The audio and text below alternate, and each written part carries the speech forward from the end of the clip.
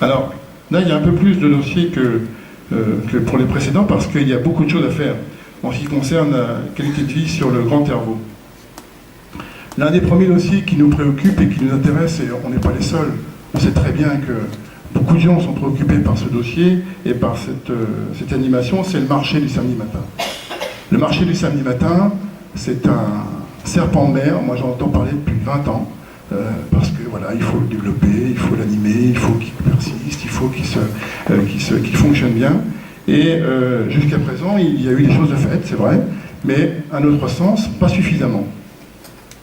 Donc quand on parle de redynamisation du marché, il y a plusieurs étapes. La première étape d'abord, c'est que quand on fait ses courses le samedi matin, au marché, à Hervaux, eh bien, quand c'est l'été, tout va bien, tout le monde prend l'air, tout le monde se promène, et quand c'est l'hiver, il fait froid.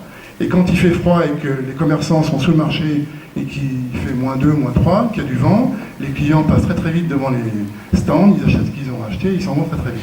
Donc l'idée, ce serait peut-être d'essayer d'humaniser un petit peu les halles, si on peut parler comme ça, parce qu'ils sont très beaux, donc c'est peut-être pas le terme qui convient, mais de l'humaniser dans le sens où on puisse y vivre quand on travaille dessous, dans de meilleures conditions.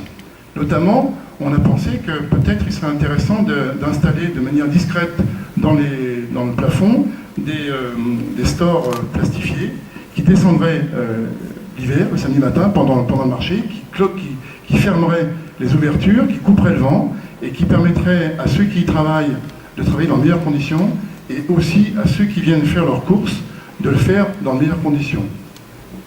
C'est pas très coûteux, c'est plutôt simple à faire, ça peut se faire de manière extrêmement discrète. Aujourd'hui, il y a des matériaux et il y a des techniques qui sont tout à fait efficaces et qui, l'air de rien, comme ça, amélioreraient bien sans doute les choses. En ce qui concerne la redynamisation du marché, il y a un autre problème qui se pose aussi, c'est l'espace. Aujourd'hui, quand on va au marché, le samedi matin, on voit les voitures qui passent, qui descendent, qui montent, etc. Il y a juste la petite place Général de Gaulle qui est occupée, et puis les halles. Eh bien, l'idée que nous avons, nous, ce serait de fermer la rue des Halles à partir de la place Maillebois jusqu'aux Halles et jusqu'après les Halles, jusqu'à l'ancienne charcuterie Richard. Voilà.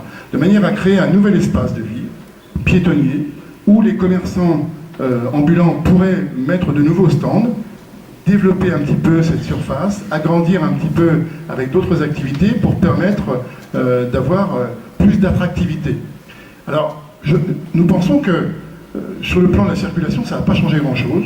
Les gens pourront se garer soit au parking de la bibliothèque, soit au parking de la place Maillebois, ou bien de l'autre côté, ils se garent sur les petits parkings qui est en descendant sur la rue de la Gendarmerie. Et ça permettrait de créer une sorte de bulle, à la fois des commerces sédentaires, bien sûr, mais aussi des commerces itinérants. Donc avec ces halles, qui sont le point central, on pourrait vraiment développer ce marché, et sans doute, avec le temps, faire en sorte qu'il y ait un marché le samedi matin qui soit beaucoup plus dynamique qu'il est actuellement. Il est pas mal actuellement, certes, mais je pense que ça peut s'améliorer de manière tout à fait aisée. Voilà, en ce qui concerne le marché. Est-ce qu'il y a des questions sur le marché? Si vous avez d'autres idées, on est preneurs aussi. Hein. Alors, pas de questions sur le marché? Non. La réorganisation du tri sélectif et des ordures ménagères. Alors, ça aussi, c'est un dossier qui est compliqué parce que c'est un dossier qui était géré, entre guillemets, par la communauté de communes. Mais en fait, c'était un dossier qui était traité par le Pays de Thouarçay. Le Pays de Thouarçay, vous le savez, a rendu son billet. Et aujourd'hui, ce sont les comités de communes qui reprennent en charge ce dossier. Nous savons tous que, globalement, beaucoup n'étaient pas satisfaits du ramassage des ordures ménagères, et en particulier du tri sélectif. Le Pays de Thouarçay, pour des raisons d'économie d'échelle, nous avait imposé un certain nombre de directives, notamment de faire des points de dépôt. Bon, les points de dépôt, on voit bien comment ça fonctionne, c'est toujours plein à bord, les gens en mettent à côté, c'est pas très propre, ça donne pas l'image d'une ville intéressantes, quoi.